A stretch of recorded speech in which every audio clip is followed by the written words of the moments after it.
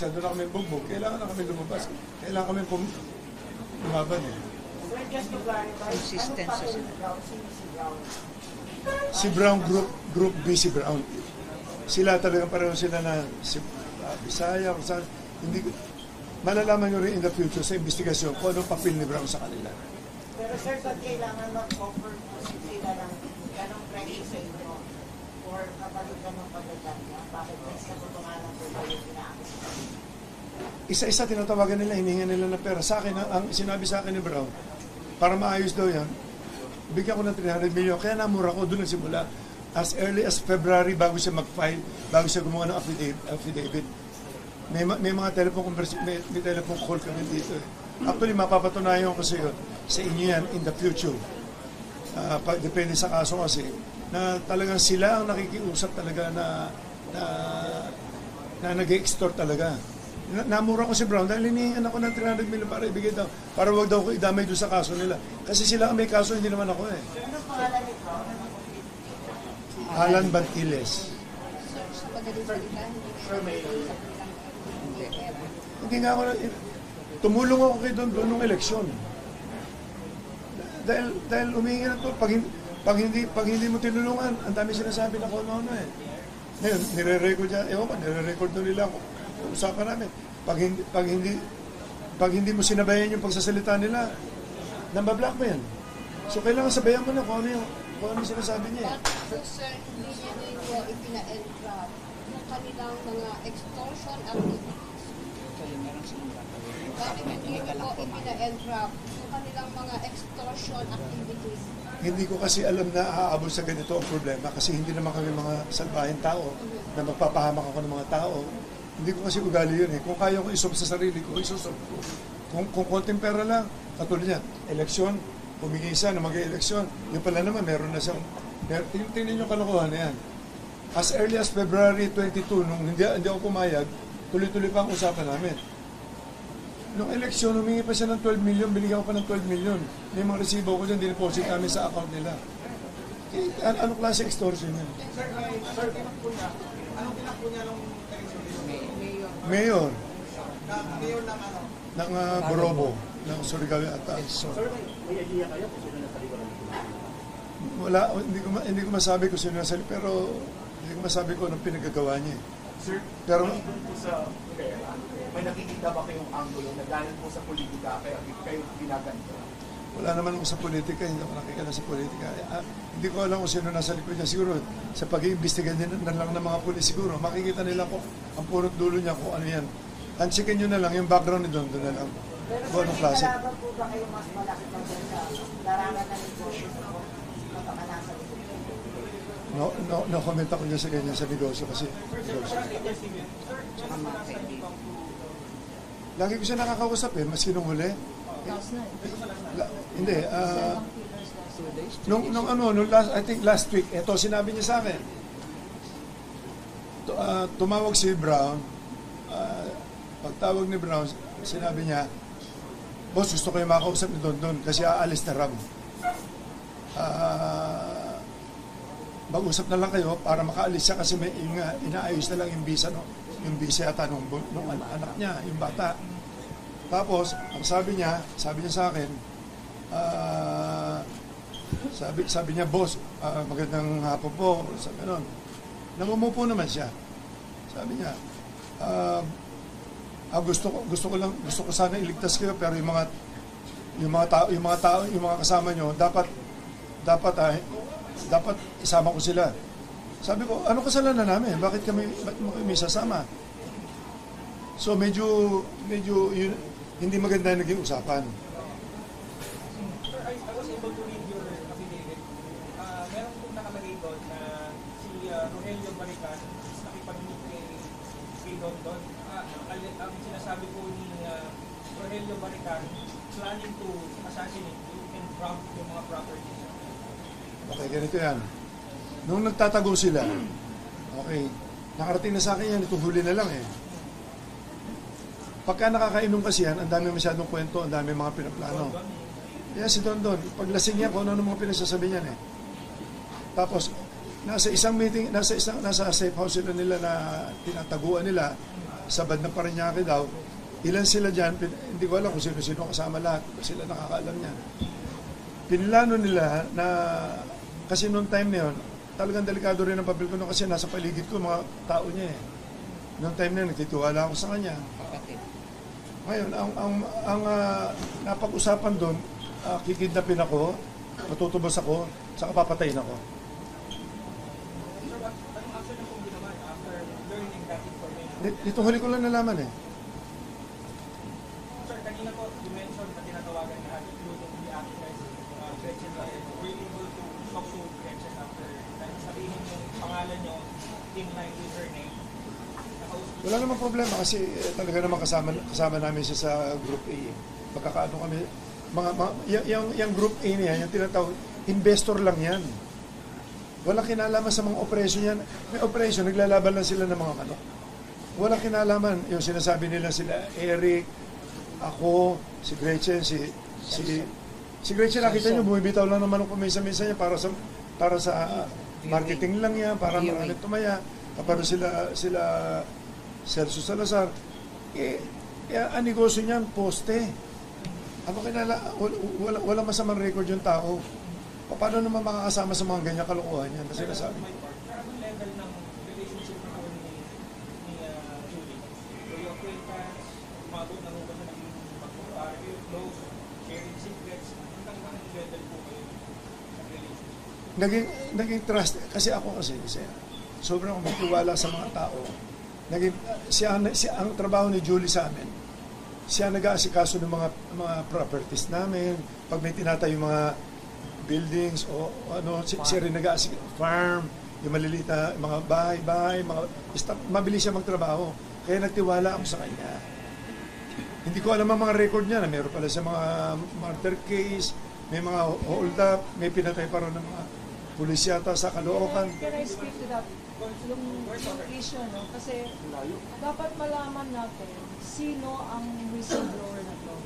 Sino ang nag-proclaim sa sarili niya na gusto niya mag-testify. Sino ang dondon na yan? Ang dondon na yan kasi kami namang mga abogado, hindi naman kami tatanggap ng kaso pag hindi kami nag-due diligence. Nakita namin na ang dondon na to ay criminal. He has 3 criminal cases. He started sa isang security company na tinanggal siya dahil sa sexual harassment. May nag-complain ng sexual harassment. Tapos nakita pa namin sa due diligence namin na noong January 2020, merong nag-file ng information for frustrated murder. Ito, against yung whistleblower na yan, sa RTC Morong Rizal. Isang kaso yun, frustrated murder. Meron pa siyang charge for murder and multiple frustrated murder in Taytay Rizal, final noong March 2019. Nakita rin namin na noong July 2019, ang Metrobank mismo, Metropolitan Bank and Trust Company mismo, ang nag-file ng isang kaso for robbery with threat and intimidation, physical injuries, and grave threats. Tingnan natin, credible ba itong whistleblower na to? Kanya, nandito si Atong Ang, na rin-represent po namin para tulungan. Ang objective po natin ay tulungan natin na na lumabas ang katotohanan because ngayon ang lead lang ng Secretary of Justice at ng police authorities ay isang statement na hindi naman totoo. So, our objective here really is to help. Sabi nga ni Sir Atong Ang, nandito po kami para ilabas ang katotohanan because baka mag-follow ng false leads ang SOJ. Wala na namang mangyayari sa kaso ito. Isipin natin yung mga families ng victims na hanggang ngayon hindi pa nakikita. Isipin natin ilang taon na yan, more than 4 years. Kailangan malaman ang katotohanan. Sino itong whistleblower? Kagaya ng sinabi ni Sir Atong, siya po ang directly responsible. He was a farm manager na binigyan ng full trust and confidence. Siya yung in charge ng operations. Tatlo yan, sa Batangas, sa Laguna, at sa Manila. Siya po ang nag-hire ng mga tao. Siya ang nagko-construct ng mga buildings. Siya ang nagme-maintain ng property. At doon niya naisip na gumawa ng illegal na activities. Kaya yumaman yan. Meron pala siyang, nalaman namin rin sa aming investigation, na meron siyang separate na business na hindi alam ni Sir Atong Ang. Sa separate na business na yan, doon siya gumagawa ng pera, illegal operations. Meron din siyang, siguro ang tawag ko doon, private army, napakadaming security guards, napakadaming firearms. Kaya natatakot. Yung mga alam ang ginagawa nitong Dondon na to ay natatakot mag-come forward because may sariling operations itong si Dondon na yan at takot na takot sila. Ngayon na sabi ni Secretary of Justice that he will help in bringing out the truth, ganun ang mangyayari. We will fully cooperate with the Secretary of Justice, with the investigating officers, and with the Supreme Court yung darating na doon.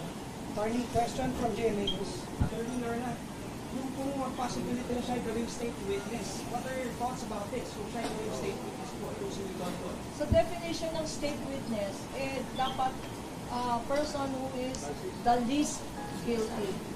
Sa RTC Manila, na lima ang akusado. Six ang akusado including him. Siya ang pinaka-guilty doon. Kasi siya ang directly in charge ng operation. Siya ang may direct participation sa crimes na charge sa RTC Manila. So, even in the definition of a state witness or a whistleblower, he cannot qualify as a whistleblower because he appears to be the most guilty. Sir Charlie, follow up lang, Sir Charlie. Sir, kung kayo po ang target ito si Dondon, bakit po sir dinamay niya pa yung iba pang mga tao, para sila mga celebrity, kung kayo po ang pinaka-target po? Extortion. Dahil nga sa extortion, tinatawagan nila isa-isa. Ang hindi magbibigay, yun ang sasabihin niya pangalan. Yung original lima, sinasabi niya parang 15, 16, 17. Ngayon, 4 na lang kami. Hindi ko alam kung ano yan.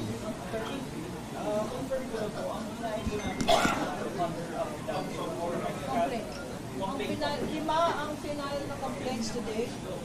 Unang-una yung robbery, attempted robbery with intimidation and force. No? Ang pangalawa, meron tayong grave threats, meron tayong grave coercion, kasama dyan yung mga extortion, meron tayong slander, yung mga pinagsasabi niya na wala namang katotohanan sa media, destroying the character and reputation of innocent people. At panglima, meron tayong tinatawag na incriminating innocent persons. So, 5 ang final na kaso today sa prosecutor's office. Hey, Sir Charlie po. Sir, would you know po kung yung mga kasama niyo po sa grupo will also file case against this person?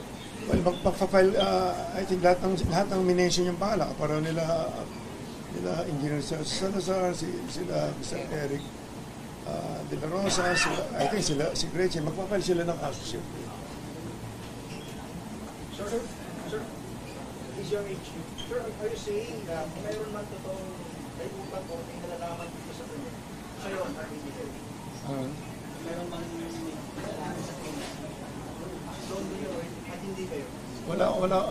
Basta yung side namin, wala kaming nalalaman. Hindi ko alam si Julie, si Dondo, kung ano maging resulta ng investigasyon, wala akong masasabi dyan. Sir, from Bomborado. Sir, hindi ko kaya parang diversionary practice yung Dondon na huwag siya dito sa kaya kayo Well, ang basa ko sa kay Dondon, tingin ko talaga makitid ang utak niya. I think pera-pera lang talaga habol niya. Isipin mo sinasabi niya pati kagabi. Bigyan siya ng pera kasi tatakbo na raw. Baka akala niya, yung ginawa niya, pwede niya takbuhan ng bigla. Hindi ganun eh. Kasi sanay naman yata sa kumuha ng pera, tumakbo eh. Hindi ko alam ang background niya eh. Sir, tama po yung sinabi. After niya naglabas ng statement against him, hiningan kanya ng pera. Tama po. Since February pa. February pa siya humihingi. Nalaman ko na mayroon siyang affidavit na ganyan. Parang mga May yan eh. Tapos nalaman ko, kasi umiikot yung affidavit niya, nag-leak eh. So just to clarify, sir, wala kayong inutos sa kanyang gumawa ng anumang krimen. Of course, hindi. At siya lang yung maaaring gumawa ng mga krimen na inutos lang namin, sir. Well, hindi ko masabi. Tingnan mo, sinabi niya sa akin, gusto niya umalis na. Sinabi niya sa akin, mas kinukuli. Maayos na lang daw niya, makumpleto niya lahat. Sinasabi niya Portugal, sinasabi niya US. Hindi ba niya naisip ang dami niyang ginawa rito? Pwede ba pumirma na lang siya magre-recant lang siya? Siyempre, kakasuhan din siya ng mga perjury kung ano-ano. Hindi niya naisip yun eh. So you would ask about court departure order against him para hindi makalabas? Well, hindi ko alam. Ang government na ang bahala dyan. Kung ano man ang lumabas sa investigasyon nila. In your part, sir, ngayon nag-file na kayo ng kaso laban sila. You ask the court to audit the court departure order. Well, kung pwede. Mas okay yan. Sir, ang sinabi na po Malacanang kahapon na si BBM po ay interesado dito sa kaso ng missing sa Bumeros. Para po makalabas na rin din sa totohanan, you're saying, sir, kanina sinabi mo na wala ka po alam. Are you willing para kung ano man po yung kung meron o wala, pwede kayong matanong ng bigay po kaya, and ano po, sinusuportahan siyempre yung sinabi ng Malacanang na para malaman yung buong katotohanan. Kasi prominent figure po kayo sa word ng sabong. First, kaya naman ako nandito. Yun na yun eh. Nakikipag-cooperate na nga ako. Sinasabi ko lahat. Kung ano yung nalalaman ko. Kung ano yung abot lang ng isip ko. Mahirap sabihin ko mga hindi ko alam. Ganyan. Kaya kung tatanong niyo ako about the case, kung ano nangyari sa mga ano, hindi ko alam yun. Yung nalalaman ko, wala kami, so sabihin ko, tama naman yung sinabi ng ating presidente na kailangan malaman ng katotohanan. Kaya lumabas na ako. Kasi kung lagi pakikinggan siya lang siya, eh baka lahat kami guilty na. So, i-repeat ko lang na the reason na nandito kami and the reason we filed the case is because number one, for the truth to come out. Number two, to affirm that Atong Ang and the members of this the investors group are willing to cooperate with government. Government that includes the President, that includes the Supreme Court, and it includes the Secretary of Justice and all the personnel. Come out with the truth. We are on the side of justice here. We are on the side of the families who lost their loved ones, who up to now do not know kung saan ang kanilang mga kapamilya, no, kamag-anak. So sana sa magbibigay namin ng ebidensya sa complaint na to, because meron mga affidavits dito. Sana mabasa rin ng gobyerno and we will furnish them a copy so that sundan nila yung mga leads. Hindi lang isang lead lang na false pa and misleading. Huwag silang maniwala sa hearsay evidence na isang whistleblower na alam natin, based on personal knowledge, na siya ang nag-i-score. Kasi ang pera-pera lang to at sinabi niya na gusto na niyang umalis ng country. Ang pag inosente ka na tao, gusto mong harapin ang kaso para maklear ang pangalan mo.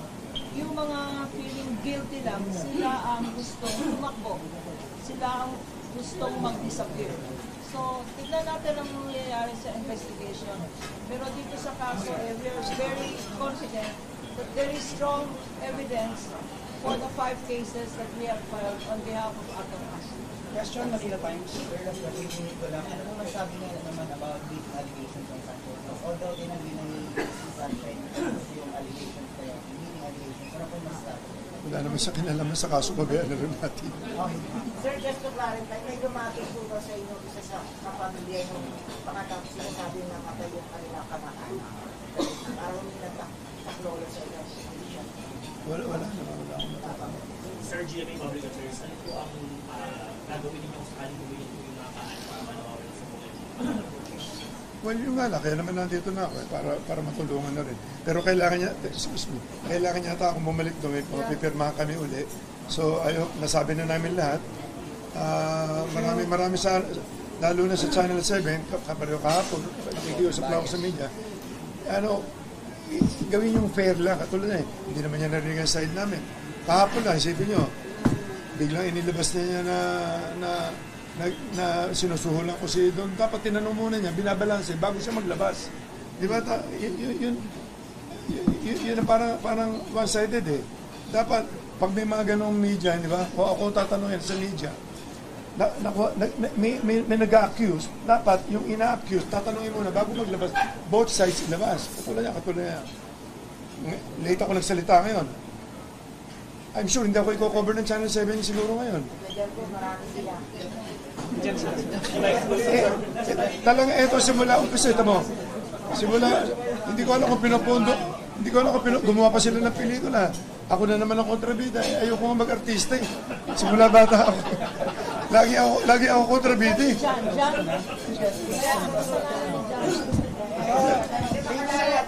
Bakit sila sa bakit sinapa yung kaso? Bakit po sa Mandaluyong sinapa yung kaso? This is place of residence. Dito ako lumaki sa Mandaluyong talaga. Lumaki ako sa tabi ng squatter talaga. Ako lumaki. Kilala ako dito. Talagang dito ako lumaki sa Mandaluyong. Dito wala akong record na. Maski magtanong kayo rito, andito ako simula 3 years old, 4 years old, kaya tayo. Wala akong kaso dito, maski na ano. Last question po, may pipirmahan pa sa prosecutor. Laban na ito ng essential sir. Bakit po kayo sir ang paniniwalaan, dapat po paniwalaan ng tao bayan sa pinatuloy? Well, hindi ako pareho ng Channel 7 na hindi binabalanse lahat. Ang gusto ko lang, balansehin niyo muna bago kayo maglaba. Ako, pakinggan niyo lang side ko. Ngayon, i-analyze niyo ngayon doon sa side na sinasabi ni Don. Number 1, tignan niyo pagkatao niya, pagkatao ko, pagkatao namin lahat. Wala naman kaming history na pumapatay ng tao. Di ba? Paano mangyayari yan? So, balansehin lang natin.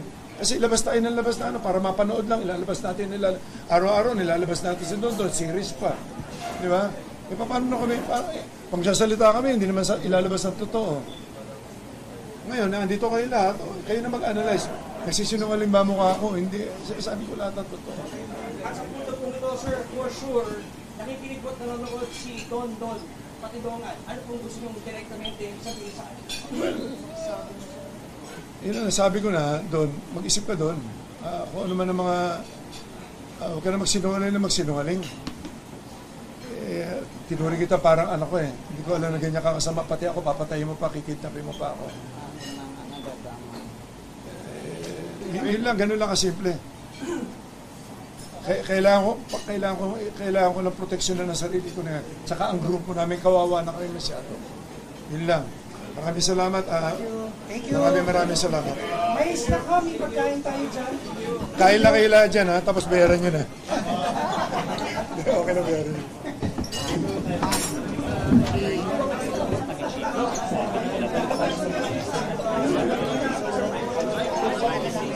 Ako